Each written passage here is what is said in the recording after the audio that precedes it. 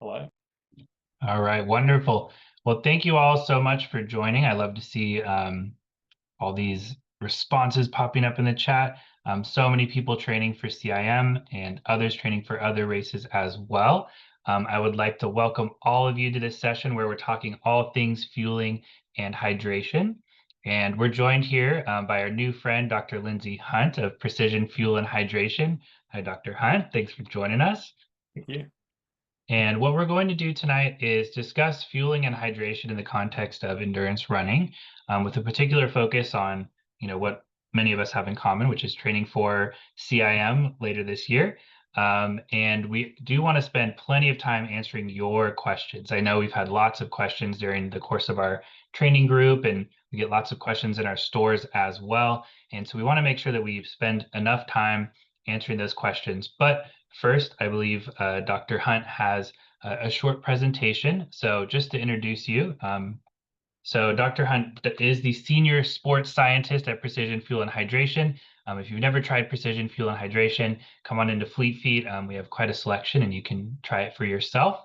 And Dr. Hunt also has a master's of science and a PhD in environmental physiology. And his bio says all things heat and hydration, which I think many of us are very interested in this time of year here in Sacramento, where it's been over 100 degrees and we're still out here having to train for marathon distances and beyond. So I'm going to pass it off to Dr. Hunt.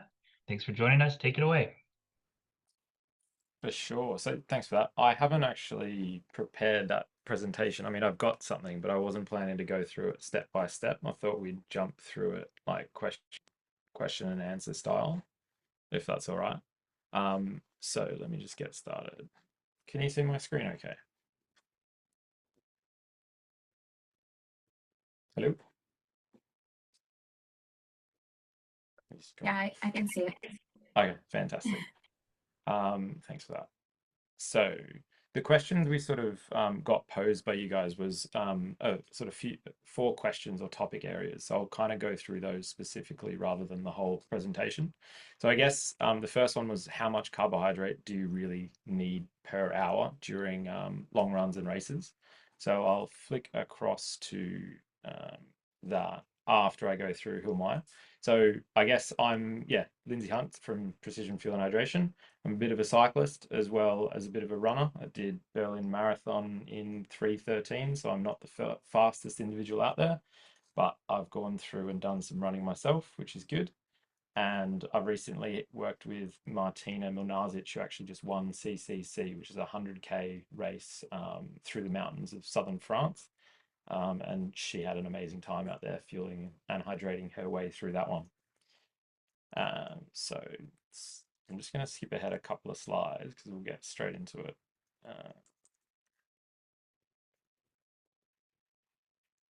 We can always come back to these ones as we go through. So in general, these are our recommendations for fueling during any sort of activity. And so we tend to recommend the amount of carbohydrate that people need based on intensity, so effort level, and duration of exercise. So most people will be doing a marathon beyond 2 hours. And so you're kind of always going to be in that, 90 gram an hour plus range. But there is the exception there when, you might be jogging through a marathon. Maybe you're a 2 hour 30 marathon runner, 2:45 marathon runner, and you're just taking it easy. Then you might only be recommended to have, 60 to 75 grams per hour during that if your effort level is lower for you. And so when we're working at these really high intensities, so if we're racing a marathon as fast as we can, then the recommendation will be to get up to 90 grams per hour if you can do that. That's going to be more beneficial than 60 grams an hour, for example, or less. So that's sort of nice and simply, we'll see the most benefit from getting up to that sort of range if we can. So yeah, if we're looking at it in terms of some training runs as well, so 30 to 60 grams per hour would be useful for a 1 to 2 hour run, depending on the intensity, and then 60 to 90 grams for anything over 2 hours, particularly those long runs when we're training for these marathons as well. And so you know, below 60 grams an hour, you can get away with a single source carbohydrate, which is just glucose. So some products just have glucose in them, like the Science in Sport electrolyte Go gels, or the Science in Sport Go gels, for example. I know those are perfectly fine for anything under 60 grams per hour, but as soon as we're going beyond that 60 grams per hour, we need a product or a you know, a lolly or something like that that's, you know, glucose and fructose, because this is beneficial for absorption and oxidation of that exogenous carbs. It'll help keep us going.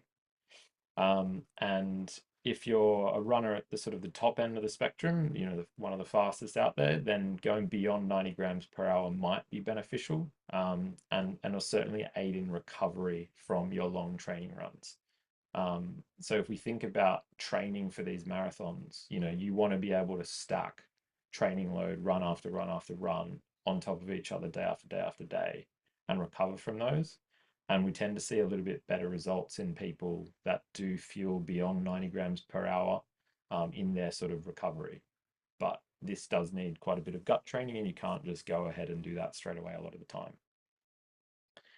And so another recommendation might be to spread out the fueling a little bit, so you're not having 90 grams in one big gulp, for example, as some people do. You can certainly train that, but it's better to space it out roughly every 20 to 30 minutes. Right, so I'll jump into hydration strategies. Again, I'll skip ahead behind some background. So one of the first things to understand with replacing fluids and electrolytes during exercise is your sweat sodium concentration. So as you can see here along this spectrum, there's a massive range in people's sweat sodium losses. So you can be a low salty sweater and a very high salty sweater. In the middle, you can see this sort of distribution curve we have, and this is sort of representative of 20,000 sweat tests we've done, which looks at people's sweat sodium concentration, and the average is around 1,000 milligrams per liter. You can see the bell curve is not quite a bell curve, and the median probably sits more around 800 milligrams per liter. But it's most likely that you'll be around that 800 to 1,000 milligrams per liter if you've not had a sweat test. And this would be a great starting point for a lot of people to start replacing with, around 1,000 milligrams per liter of 1,000 milligrams of sodium per liter of fluid that they drink. And this will help maintain fluid balance within the body, because we want to replace the fluids and electrolytes that we're losing at a similar concentration as we're putting back in, so that we can maintain fluid balance within the cells, intracellular space and extracellular space properly. And so if you're someone who's sort of cramped before, cramps frequently, or knows you're a salty sweater for another particular reason, then you might want to start with pH 1500, for example, a stronger electrolyte drink, or drop that down to pH 500 if you've never cramped or don't crave salty foods or anything like that after exercise. So that's the sweat sodium concentration piece. It's quite challenging to know exactly where you are without having a sweat test, but there are, like we offer the sweat test done at locations across the globe. I believe we'll be doing it at CIM on the ground before race day as well, the expo. And there are other products out there which can measure your sweat sodium concentration to an extent, such as the FlowBio S1 and H-Drop and Nix, but they have varying degrees of accuracy. So that's the sweat sodium concentration piece, and that's something that you sort of replace with consistently. It doesn't really change across the exercise session or the race. So you might have your bottles in your vest set up with 1,000 milligrams per liter, for example. That's going to be on course at the pH 1,000 as well.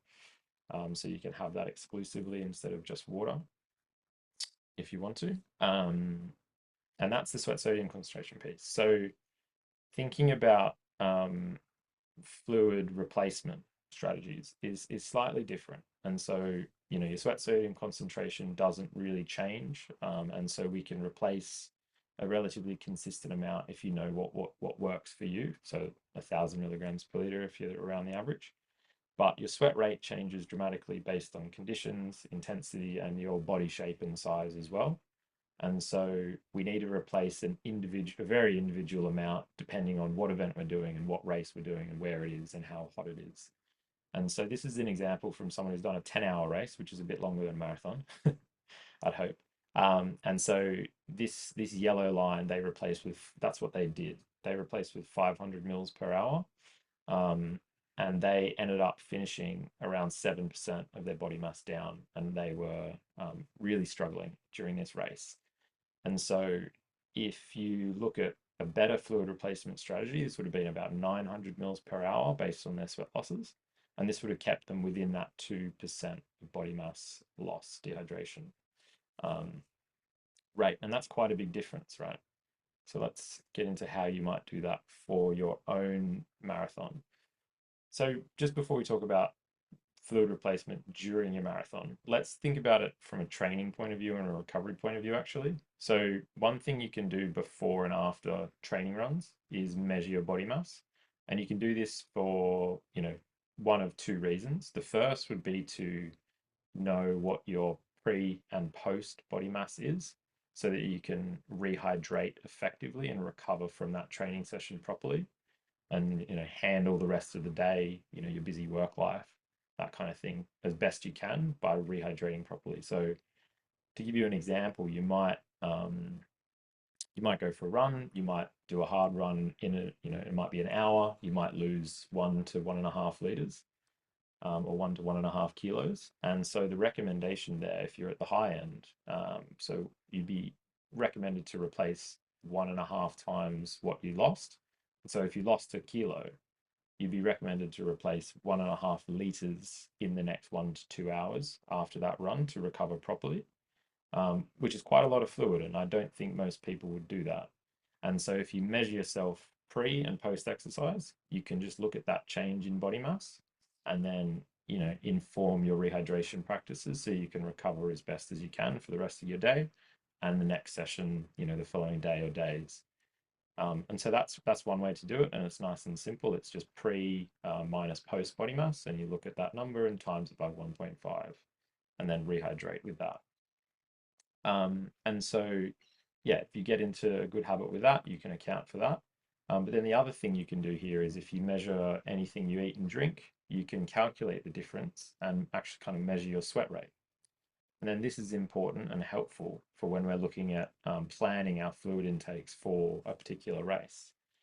And so I've done a little example here. So for an athlete aiming for, a just sub 3-hour pace at 70 kilos and around 18 degrees or 64 Fahrenheit, so relatively cool, but maybe not as cool as CIM will be.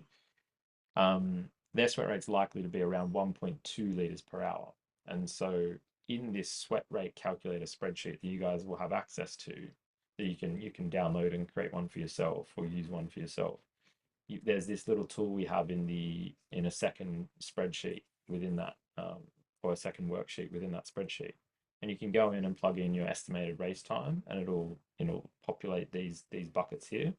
And if you have done your own sweat rate testing, you can pop in what your estimated sweat rate might be for that race. So I've done 1.2 liters an hour across each hour here. And then if you pop in your planned fluid intake at 0.5 liters an hour, you can see what the resulting change in body mass is. And so you can see by the end of this one, the athlete would be getting to 3% down. And so this is in that sort of range where it's probably going to be okay, but it might be, 2% and beyond is sort of what we try and avoid, but 2 to 3%, especially in like a cooler race, might be okay. But this is a helpful tool to see exactly, what your sweat rate is likely to be, and then what you're going to need to drink in terms of liters per hour to offset your sweat losses and maintain a decent level of hydration by the end of the race. So you can use the QR code, head to our blog, because we sort of detail this a little bit more, and download this Excel spreadsheet that we have available for everyone. Okay, so the next question we sort of had was common mistakes marathoners make with fueling and how to fix them. So the biggest one I see when talking to people is too little carbohydrates. So a lot of marathon runners tend to underfuel. Anywhere from 30 to 60 grams per hour is like really common. People having 1 or 2 gels per hour at most. Um, and often these gels don't have, more than 30 grams in them. A lot of them have 20 to 25, for example. And so if you're, a 3 or 4 hour marathon runner having 30 to 60 grams per hour, like you're just going to be fully glycogen depleted by the time you finish. And so if you bring up that fueling target, practice with that, you'll be able to just run a bit faster for longer and not slow down so much by the end. The other thing is not fueling for the work required during training. And this is sort of the idea that if you're going for a Saturday or Sunday long run, that you make sure you fuel for that. So you have enough carbohydrates beforehand, and not just during. And so this can be a helpful way to practice the carb load before these long weekend runs, where over the Friday and Saturday you might actually practice your carb load, hitting a lot more rice, hitting a lot more sports nutrition products or lollies or sweets, whatever it might be. You can practice that, how you feel. And then you'll actually have a better run as well. You get a higher training load in because you'll be able to run faster, and you'll feel better during that run. So it has this, quite a few knock-on effects there of fueling with enough carbohydrates before your intense and longer sessions. And that includes like the breakfast before any run. And so it also means kind of not waking up and just going for an easy run without fueling with anything. If you're going to do that, wake up and go for a jog without anything, I wouldn't recommend it. Always have something. It doesn't have to be a gel, it doesn't have to be a chew. It can be some lollies, a piece of bread, a banana, just something, get it in. And so the other thing is on hydration, I guess one thing we see is over drinking plain water, and under consuming sodium. Both of these things in sort of combination tend to increase the risk of hyponatremia, which is low blood sodium. So I see a lot of people drinking, liters of plain water before any sort of event. And then you obviously see the queues at the lines, the toilets where everyone's just trying to pee before they get started. And this is, a combination of people not understanding the value of sodium in that fluid to sort of retain fluid before a race. And this is quite helpful because it boosts blood plasma volume. It gives us a larger reservoir of sweat effectively and blood to dehydrate from less until it becomes an issue. So if you can think about going from 5 liters of blood to 5.5 liters of blood, you're going to have a better time because you've got an extra 500 mils available before you start seeing, dehydration affecting you. And so you can do this by having like a strong electrolyte drink before any race. And this would be anything beyond 1500 milligrams per liter of sodium. That would be helpful. So yeah, don't have too much plain water before a race or during a race, and don't not have any sodium in it before or during as well.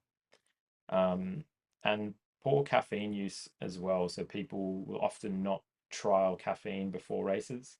And there's no reason in the research these days to hold back from caffeine use, and then kind of abstain from it and then have it on race day. You can kind of feel the full effects by having your normal coffees in the race week leading up to the race. Because if you stop having your coffees or caffeine during the week before your race, you're probably going to feel some withdrawal effects, and this might affect like your daily life as well as your your training as well.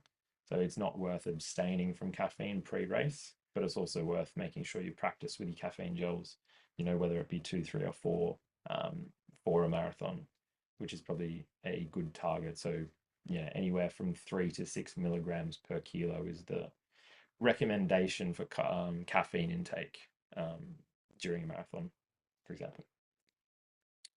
And right, I guess the final one. So yeah, practically, I sort of spoke about this before. So practical tips and product strategies, we'll get into it a little bit in a second. But in regards to sodium, if you haven't had a sweat test or can't get one, then it's best practice to aim for 1,000 milligrams of sodium per liter of fluid that you're drinking. And you can adjust this up to 1,500 if you cramp regularly or you think you're a salty sweater, and adjust it down if you've never cramped or believe you're not a salty sweater, for example. the other thing is test your full race day plan on long runs, not just on race day. So this includes your carb load, this includes all your sports nutrition and hydration, and how you'll use that, the products you'll use it, where you'll carry it, and do this at least twice if you can before race day. Because then again you'll get the added benefit of having a better training run, hopefully. And then I guess this is just an example of kind of what my fueling strategy and hydration strategy was for Berlin. And so we have this product called the Flow Gel, and that has 300 grams of carbs in a packet. So I was sort of aiming for that, around 100 grams per hour during my marathon. And I split up this Flow Gel into two of these soft flasks. So they're about 300 mils each, and they hold around 150 grams of carbs in each of them. And they're quite small little flasks. I don't have them on me, but they're relatively small. They're smaller than those 500 mils, for example. And I had these pockets in my shorts, which were fantastic, nice and long. I fitted both of them in there so I could run hands free. And then also in those pockets, I had a couple of caffeine gels and some electrolyte capsules. And so I would just drink plain water from each aid station as I went past. And then after I had, roughly 5 cups, I would have one electrolyte capsule to maintain sodium balance within the body as well, fluid balance. And so if you're a more salty sweater, you might have more sodium per 250 mil. And if you're a less salty sweater, you might have less as well. But this is quite a flexible plan. So I had enough sodium capsules to make sure that if it was suddenly hot on race day and I was drinking an extra few hundred mils per hour, then I would have more sodium available to me to keep the concentration just right. And I think I actually targeted 3 caffeine gels during my marathon, and I had one 15 minutes before, 15 minutes in, and then sort of an hour in as well. So nice and early, and not too late, because caffeine takes about 45 minutes to get fully into the bloodstream. So if you're having your final caffeine gel with an hour to go, you're probably leaving some performance on the table. So with any caffeine gel, I'd always recommend having it at least sort of an hour and a half, ideally 2 hours before you're sort of going to finish. Having your last one there, just so you make sure you get the full effects for at least, half an hour to an hour, and you're not just finishing and then pinging off the walls. That pretty much brings it to the end of the sort of 4 few topics. So I think if we jump into any specific questions, I've got other slides on various topics as well that we can get into if relevant to questions. So let's go for it. Great. Thank you, Dr. Hunt. That was fantastic. I know I learned a lot, and I love how it all connects to the practical application. We can see it in action. And I know there are probably lots of questions here within the group. There's 40 of us on here now. So if you do have questions, absolutely post them in the chat, or you can come off of mute. And I thought I would start with just a couple follow-up questions just while people are kind of thinking of their questions. And this is a great opportunity, you all, to get some really good info. And actually, it looks like Garrison has his hand up right now. So let's go to Garrison first, and I'll jump in as needed. Go for it, Garrison. Thank you. My question was, I'm training for ultra marathons. Like I'm doing my second in December, and I noticed for these really long runs, I'm getting like really like hungry, and like the fuel that I'm taking is kind of like not like outpacing like the how hungry I'm getting. It's really affecting my runs. Like, Yeah. is there maybe a way I should address like how many like carbs I'm taking or like how much salt I'm taking? Because it's just I'm noticing that. Yeah, for sure. So, I mean, I guess I have to ask a few follow-up questions. So, how long is the ultra marathon that you're doing in terms of duration? And then how many grams of carbs are you sort of getting, or do you think you're getting per hour across these runs at the moment? I would have to do some math on that one, but it took me 8 hours for my first one, like just under eight, Yeah, for 30 miles, and I was taking those salt stick tabs every about one of those 1 to 2 of those capsules every like maybe about 50 minutes because the aid stations were every like 3 to 4 miles. And yeah, then I was also eating potatoes and taking a couple of those tiny Little Pickles and whatever precision gel I was using that day. I forgot what type I was. Yeah, okay. So, I mean, salt sticks are relatively low in terms of their sodium content. So I believe each capsule, depending on which one you're having, might be in the region of 50 to 100 milligrams per capsule.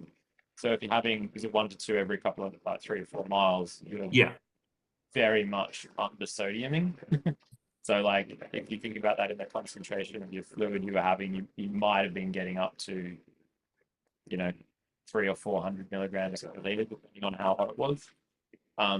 And so that's probably not going to be enough, especially for that duration of race. So I think it'd be helpful if you can figure out how much sodium you're going to need to get, up to 1,000 milligrams per liter. So that I think that might be anywhere from 10 to 20 of those salt sticks per liter of fluid that you're having. So that's going to be, probably upping that sodium intake quite a bit.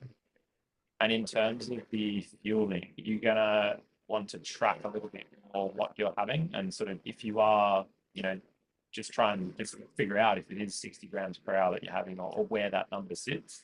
And if it is below that, then for an 8 or 9 hour race, you're going to need, much closer to 90 grams per hour. Definitely. Okay. The other thing that some ultra runners we're working with do at the moment is every sort of 6 hours, like having more of a real meal. So I know you said you've got some real food in there with the potatoes and whatnot, but having like, a quarter bite of a sandwich or a quarter of a sandwich or something like that can often be a good strategy, especially as you might end up going for longer runs than you're doing right now. And so, yeah, a lot of people doing 12 hours and above will often have 2 or 3 meals, not meals, but, more real food in there, substantial food over and above, potatoes, for example. Yeah, we're just at the beginning of our training, so I still have lots of room to experiment for that. So I have until December basically to figure it out. Definitely. I think, try and understand what numbers you're hitting, Yeah. and then you adjust from there in terms of the hunger. Cool. Thank you. No worries. Good luck. Great. Thank you, Dr. Hunt. And it does seem like the tools that are available on the Precision Fuel and Hydration website could help with even a race of that duration as well. And so that seems like that might be a good resource as well. Definitely. So that sweat rate calculator I showed you, that will, like, you can pop in the time of your race. So here we've got estimated race time 3 hours.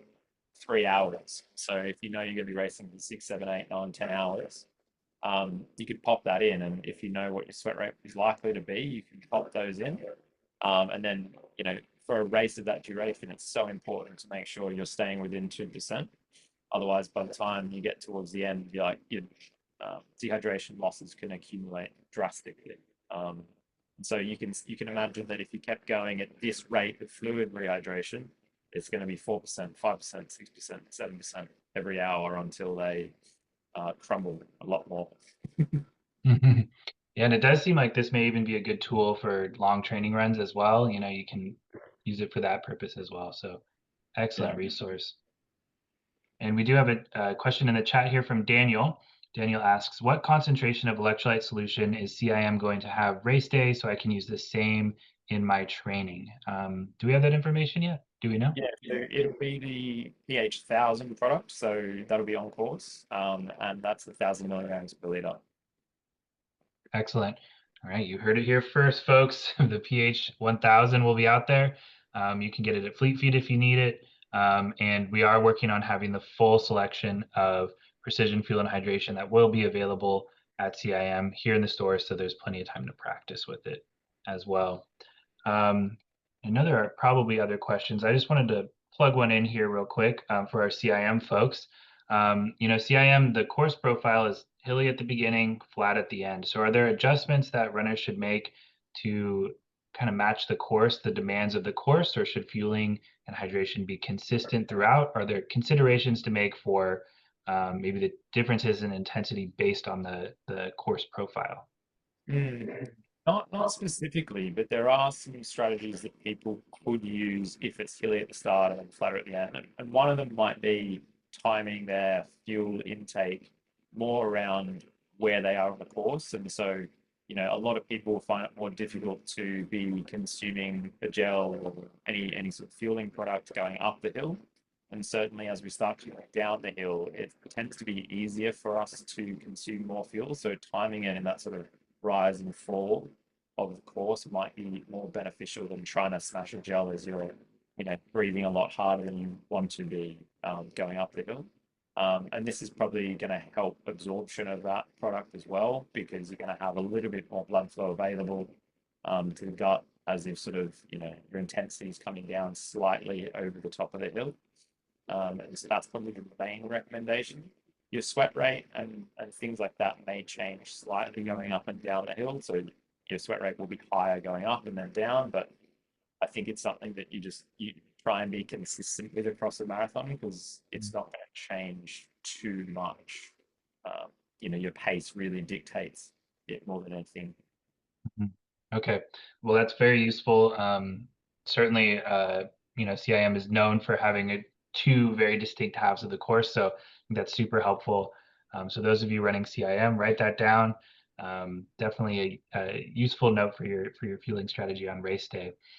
We have another question here in the chat from Coach Linda. She says, CIM is always a toss-up when it comes to weather. Is there any additional nutrition intake to consider in warmer weather versus cooler weather? Yeah, that's a great question. So yeah, CIM from memory was really cold last year, 8-ish, 9-ish degrees. I think I did CJ Albertson's case study when he raced that. In terms of fueling considerations, generally, so if you're, I mean, you guys have a sort of good situation now to some extent where you're training when it's a bit warmer. And so if you're practicing a fuel intake 90, 100 grams per hour in this warmer weather, then you go to a cooler race, you're gonna find it's much easier to handle that level of carbohydrate and fluid intake, because as you know, as we run in warmer conditions and our body temperature rises, our skin blood flow increases dramatically with the heat stress, and therefore we have a lot less blood flow available to the gut to handle that fuel and the fluid. And so if it's going to be a colder race, you generally probably don't need to do too much. You'll probably find you're able to fuel a little bit higher than you'd practice with when it's warmer. For example, I did a similar thing last year, as I said, in Berlin, where I was training along the south coast of England and it was quite hot on the beach. You know, hot 20 to 21 degrees, let's say. Hot for England. And when I came to Berlin, it was 5 or 6 degrees. And I managed to fuel, like I was only practicing with up to sort of 100 grams per hour. And I actually had 120 to 30 grams per hour across the race and had absolutely zero discomfort. And I'd attribute that to training in hotter conditions at a, you know, slightly lower carb intake, and then racing in cooler conditions, just having more blood flow available to me. And so you're probably going to be in a similar situation there. But what happens kind of the other way around is more problematic, let's say, or more likely to be problematic. So if you're training in cool conditions and then you go and race and it's hotter than you've recently trained with, then you're going to have to bring down your carbohydrate targets. It's going to be sensible to bring them down slightly, and then adjust in the race if you feel like it. So you might want to bring it down from 90 grams per hour to 80 grams per hour, just to try and avoid any potential discomfort if it's much hotter than you expect. But this does have like a follow-on negative effect to your performance, because as we get hotter, if we're not used to the heat, our glycogen utilization goes up, so we'll use more glucose from our muscles, and our carb oxidation from the fuel we ingest, so exogenous carb oxidation, will also kind of go down because we can't absorb it and oxidize it as efficiently. And so our performance ultimately suffers pretty dramatically. So if you know you're going to be doing a race where it's likely to be warmer than you've recently trained with, or if it's just, you know, a race you want to do really well at, it's worth doing some form of heat training. And this could be active exercise sessions where you're actively running in the midday heat, or you know, post-exercise sauna use, or post-exercise hot water immersion in your bath at home. These are really practical tools to help your body deal with the heat more effectively, and this will translate to, you know, reduced, you know, or increased or reduced glycogen use when you get warmer, and so you can rely more on that exogenous carbohydrates to keep you going during that race. It's worth looking at that, and I can answer any questions on how to sort of implement and design those heat training strategies as well in more detail if you need. Yeah, that's super helpful. And one thing we often see, in our training group is as we get into colder weather, there's a temptation to wear, warm layers of clothing, which then, partway through the run, we're starting to feel very overheated. And I can see that also affecting the fueling and hydration strategy as well, kind of needlessly. If we had dressed in layers, more breathable clothing, kept the core temperature down, you can see how that would also help with your ability to fuel appropriately. So it's very helpful. A couple other questions in here, some really good ones. Jason asks, how much does sweat rate increase based on pace and intensity in terms of percentage increase from easy training pace to race pace and faster? It's a good question. I'm actually writing a blog on this at the moment. In terms of the big things that affect your sweat rate, you sort of mentioned there is air temperature and pace. If you look at air temperature increases, it's relatively linear. I don't actually know the percentage increase off the top of my head. I'm trying to think. It's like for every degree, it might be sort of 5% increased in sweat rate, for example. So it's not a big number, but it does, yeah, add up. And then in terms of pace, I don't know the percentage increase, for example, off the top of my head. But I can get back to you guys with that. Because I do have a Yes. mix this, so I can get back to you. I'll do the math. Wonderful. And yes, we'll keep an eye out for that blog on the Precision Fuel and Hydration website. I would imagine changes in pace would also be in relation to, the training that you've done for that pace and that kind of thing. So great question, Jason, and definitely sounds like something that will be addressed very soon. So keep an eye on the blog and we'll get that info for you. Don asks about recommendations for performing a real world sweat rate test with, maybe as a coach out there with the training group. So if we're just testing for sweat rate, what are some practical ways that we can do that? I know you mentioned weighing. Are there other ways? Well, not really. The only way we can measure our sweat rate properly is with pre and post body mass measurements. Mhm. There are sweat rate estimations out there that are online. Like if you Google sweat rate calculator or go to sweatratecalculator.com, there is actually a sweat rate like prediction that's pretty good from that. And there are other devices out there, like wearable devices, which you can purchase that try to estimate your whole body sweat rate from local sweat rate, but I wouldn't recommend any of those at this stage. So the best way to do it is just, yeah, pre and post body mass measures. In this blog, we do go through it in quite detailed sort of information, but essentially the best practice is to do a run from 60 to 90 minutes. Anything less than that, and you're not adequately accounting for like the onset of sweating time. So like the first 5 or 10 minutes, you might not actually be sweating. And so if we go for a little bit longer than 60 minutes, we can get a better number, for example, because we have more time at a steady state sweat rate. So 60 to 90 minutes is ideal.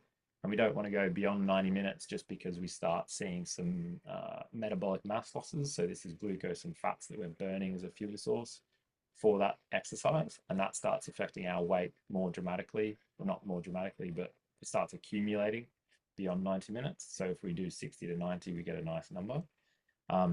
So ideally you won't drink anything or eat anything during, but you can do.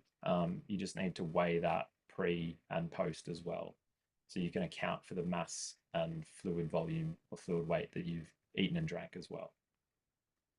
Right.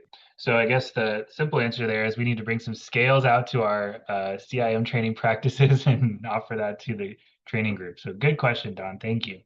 And Sarah asks, what are your recommendations for fueling in the days before and the morning of a marathon? Ooh, let me go to my slides. Yes, excellent. We've got that. There we go. Yes, okay. So in terms of the recommendations for carb loading. Sort of starts at 8 to 12 grams per kilo of body mass, and this is designed to maximize glycogen stores. And so this sounds like a lot of carbohydrates, and it probably is. Well, it definitely is, depending on your body size. So if you're, a 60 kilo female, for example, it might be anywhere from 480 grams of carbs to 720 in the 2 days before your marathon. So, what you might do is start at 8 grams per kilo on the Thursday, if the race is on a Saturday, and then go up to 10 grams per kilo on the, the Friday, for example. You can go more than that. You can go up to 12 grams per kilo. But if you've never sort of done a carb load before, I would always recommend going on the lower end of these recommendations. And there are some strategies. Got two of these. There are some strategies in terms of what sort of products to use.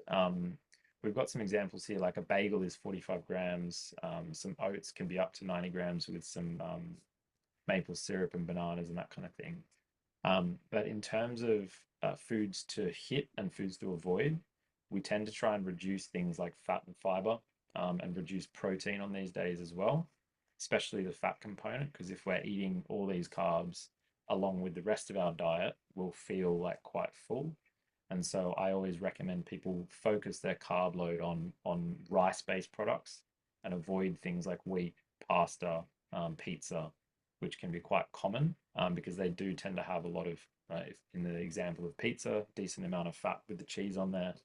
And wheat actually has quite a lot of protein in it and even a bit of fiber. And so this can sit in the gut and feel a little bit less comfortable than if we just have, sushi or rice-based foods or dinners and lunches and that kind of thing in the days leading up to the race. Yeah, and the other thing is you can bring in sports nutrient products here. So what I'll typically do is have my sort of normal meals that are more focused on carbs, rice-based things, lower protein content. And then as snacks across the day to increase my carb intake, I'll have some lollies, some Haribos, some sports nutrition products to make sure that I'm getting up to the target, which can be hard, honestly, quite hard to achieve if you're having like a lot of wheat and a lot of other foods with protein in them, for example. And then in terms of race day breakfast, so it kind of depends on how long you have when you wake up and can have breakfast until race day, until you start. So for example, if you're waking up 4 hours before the race and you can have breakfast then you're going to need at least 4 grams per kilo of carbohydrates in that breakfast, which is quite a lot. And then if you're waking up 3 hours, then it's kind of 4 grams per kilo or 3 grams or 2 grams or 1, for example. It's not 4, then 3, then 2, and then 1, because that's way too much. So with any of these strategies for breakfast, I mean, a lot of people will honestly just have like some rice and some maple syrup, some rice and some honey. People keep things nice and simple at the elite level, certainly these days. So yeah, it can just be a plate of rice and a coffee. To get these numbers in, but you can do sort of anything that you're practiced with. Like I'll often have oats on most or porridge before most races, just because that's what I am used to and whatnot. But I think rice would be the best option, for example. So yeah, 3 grams per kilo, 2 grams per kilo, 1 gram per kilo, depending on the hour before. Yeah, that's fantastic. And I think this kind of begs the question, like, if someone was, learning a lot from this presentation and then hoping to implement this, over what period of time do you think they can expect to kind of adjust to this higher carb fueling strategy that will likely benefit them, but we know we can't jump right in. So how long should we allocate to really practice this kind of thing? If you're someone that's practiced and really comfortable with 60 grams per hour, for example, then within sort of 8 weeks, you'd probably be able to get to 90 grams per hour pretty comfortably, depending on your person. Like most people can do that, but not everyone can, for example. But it's around that 8-week mark in that sort of range of increase. Like in terms of practicing that and how to do that, you just kind of want to titrate your carb intake rate up a little bit. And if you experience any GI discomfort or GI symptoms, then you kind of stay at that level. So maybe you go from 60 to 70 grams per hour in terms of what you're targeting on, you know, your particular long runs, for example. Then, you know, if you do that and you start feeling uncomfortable, then you just kind of hold that there for your next efforts. You kind of stay at 70, and then once your GI symptoms subside, they don't exist anymore, then you can up your carb intake rate again, and then you do the same process of just practicing at that. It's the same as what we would do with interval training. You know, hitting a certain pace for a certain time, hold that, get comfortable at that, and then go up in terms of pace or duration. The same thing we do at the gym, for example. So it's just progressive overload. Yeah. Yeah, that makes total sense. And I think that really kind of brings a larger, like a big picture perspective to our training, right? We're not just training our bodies to run farther. We're not just focused on the muscles, but we're focused on the whole system, right? Fueling the muscles as well. So, you know, we have about 16 weeks until CIM. So plenty of time to make these changes and feel very comfortable by race day. But obviously we do need to be proactive. So this is great information coming at just the right time. We have another great question here, and I think we'll take a few more. So if you do have them, get them in now because we have about 13 minutes left scheduled for this. And this question is: some athletes are plant-based, whole food, i.e., high fiber. Any suggestions? I'm assuming for high carb but low fiber for those plant-based athletes. Yeah, definitely. I mean, I personally I'm plant-based, I guess I'd say as well. I was vegan for a number of years, but now I've moved to plant-based. Fiber is another thing that you want to try and reduce in the days leading up before your race. And so if you are someone that does eat a lot of vegetables across most of your meals, that is something that you should also try and cut out before race day. It's not essential, of course. Like you can maintain your normal diet and everything. But if you are chasing like the best feeling on race day in terms of GI comfort, in terms of yeah, your potential performance on the day, then it's something that I would recommend at least trying to reduce your your vegetable intake kind of thing, and your bean intake as well. Those sorts of things have a lot of fiber in them, and going for yeah, things like rice, which don't have a lot of fiber, and going to white rice, for example, over brown rice, and leaving the sort of health aspect to life just to the side for a day or two before your race, if you do want to race as best you can. But in saying that, it's not essential. So you can get away with it if you practice on your long runs, eating your normal diet the day before, and you don't have any issues, then you know, crack on. But it is a strategy to help increase your comfort on the day. Yeah, that's great info, and definitely coming from someone who's, I'm sure, tried it. So thank you. That was perfect. Here's another couple questions here. Anne asks two questions, so I'll just give you one at a time. She asks, what are your thoughts on BCAAs for runners? This is a little outside of our carbon fueling conversation here, but any thoughts on those? Is this something that we should be considering? I'm not aware of any evidence that's supportive of or any benefit using them before or during exercise, or even after to some extent as well. As long as you're, you know, most runners will have a protein shake or you know, real food that includes protein and carbs post exercise anyway. And so there doesn't appear to be any additional benefit from taking specific BCAAs. Wonderful. Thank you, Dr. Hunt. And the second question, are there any differences or advice specifically for female runners regarding fueling and hydration? That's quite a large question. Absolutely. There's been a couple of consensus statements put out by a few people in the research in the moment, and sort of the gist of it at the moment is that there's not enough quality evidence to really suggest there be that much difference on average. The big caveat to that is when women have particular symptoms across the stage of their menstrual cycle, for example, that might affect what they feel like doing, for example. So you might have more GI discomfort in certain phases of your cycle, and you might not. So many women are quite different as well. And it depends on if they're naturally menstruating or on contraceptive pill, for example. And so I honestly don't have any recommendations that are different because we don't have good enough data yet to suggest anything that needs to be different, for example. There's obvious differences in terms of sweat rate that occur just because women tend to be smaller in terms of body size, and body size has a impact to our sweat rate, because if we have less muscle mass, for example, we'll sweat a little bit less because we don't produce as much heat for a given running pace. So, but that's not an independent effect of sex, for example.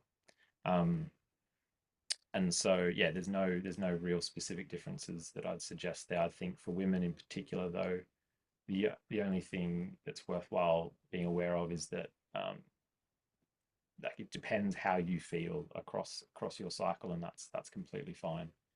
If something feels better or worse at certain times of the month, then that's perfectly valid. Yeah, that's a great answer. And I think this is one of those situations where science will catch up, but hasn't quite yet. But the individualization process that we kind of discussed here, where, trying things and seeing how you feel and adjusting accordingly, measuring your sweat rate, those types of things are even more important in a situation where there isn't a good body of scientific research. And so, great question, Anne. Thanks for pitching that out there. Coach Tracy, one of our CIM coaches, who is also a triathlete, asks this question. For full distance triathlon, since fueling doesn't happen during the swim, do you recommend preloading with a higher amount of fuel and then slowly catching up during the bike, or some combination of both? I guess, yeah, I don't know if she means preloading before the swim or like at the start of the bike, for example. So sort of I answer both. We do tend to recommend people consume like a gel on the start line, for example, a gel or a chew or something similar. So around 30 grams 15 minutes before the start of any race. So you'd probably want to do that with a marathon, for example, with a caffeine gel if you'd practice with that, or a regular gel if you want to avoid caffeine there. And then we tend to see and recommend people that to do that in the Ironman, where on the start of the bike, you'll definitely feel more than during the run. And that's because it's much easier, and it's for a couple of reasons. Like when you're running, it's harder to fuel as much compared to the bike, because you're moving around quite a lot, and it can create more GI discomfort, or the risk of GI discomfort. And so fueling aggressively at the start of the bike is a great way to catch up from the swim, for example. Excellent. That's super helpful. And I think that's one of the things to take into account is, practicing the physical act of consuming carbohydrates or consuming our hydration product is also an important part of this. Like, how does it actually feel to grab that bottle and take that in during your event? Definitely in relation Yeah, to go ahead. fluid. Or like if I mean, a lot of people, myself included, go for a morning run, an hour, no fluid, come home. And so if you don't practice your fluid, 3, 4, 500 mils per hour in a race, then you're not, well, in training, then you're not going to be able to tolerate that very well come race day. Right, exactly. Another another reason to be very proactive with all of this stuff. So a great reminder there. And another question about plant-based athletes here, and I think depending on, this may be our last question here. This question is, what foods do you suggest for plant-based before a race? Veggies have antioxidants that mitigate oxidative stress. And then there's a second question here, which I'll pitch you in just a sec. But it seems like they're asking plant-based pre-race veggies with antioxidants. Any thoughts there? I probably wouldn't recommend having any vegetables pre-race. I think if you were trying to do that, I don't know the scientific reason you might do that, but if you were doing that, then that's perfectly fine. But I would go for things like berries. I would go for raspberries, blueberries, strawberries before a race, because they have a decent amount of carbs in them, and they also have plenty of antioxidants. Yeah, great answer. And another just ask for your thoughts here. Recently heard a study showing increase in colon cancer in long distance runners. Is that something you've encountered? No, it's not actually. I'd be interested to read that study. I know colon cancer has a link with increased red meat consumption and processed meat consumption, but I've not heard that in relation to runners, which is interesting. Yeah. Well, if you do have that study, send it on over, and maybe we'll, if I receive it, I'll run it by you, and maybe we can discuss after that. And we do have a couple minutes left. Last question, and I think this is a great final question here. How much plain water, if any, is recommended during long training runs? Plain water. So I mean, there's a lot of different factors that would change how much plain water is recommended. So like if you're doing a 2-hour run in 5 degrees, you know, you can have as much plain water as you want or as little. And then I think it comes down